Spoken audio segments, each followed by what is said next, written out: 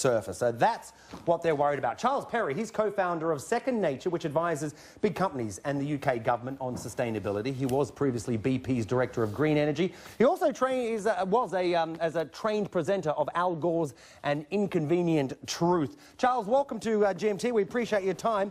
Let me start with this. Are the protesters overreacting? I mean, do we have, I know it's a very controversial issue, but do we have any hard facts, evidence that fracking is as bad as many believe it is? I don't think the protesters are overreacting. I actually think they've done a pretty impressive job, and I'm glad Quadrilla has backed down. It's interesting, I mean, the coalition government and Quadrilla make strange bedfellows, going around looking for the last drops of gas miles down. It smacks of desperation to me. I mean, I've been working in this sector, the energy sector, for, well, since 1997. And I was at BP, as you just said. And I would say, you know, fracking is not low carbon, under no definition. The government's own Committee on Climate Change has agreed with that.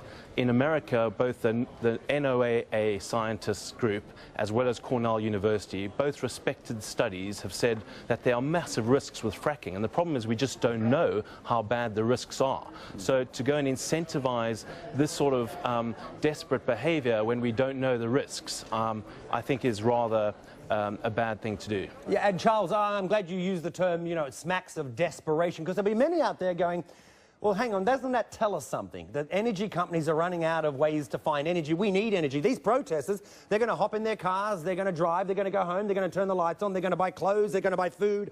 All needs energy to produce. We need energy. Simple as that, no?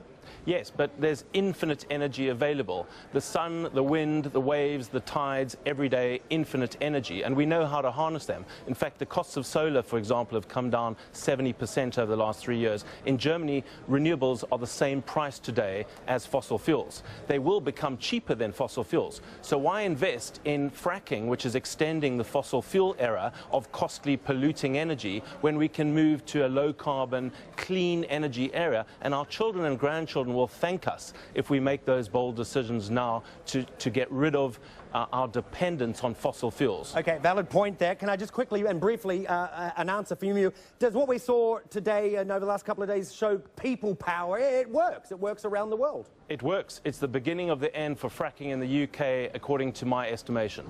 Okay, Charles, great stuff. We really appreciate your time and your input there. Thanks very much. Charles Perry, co-founder of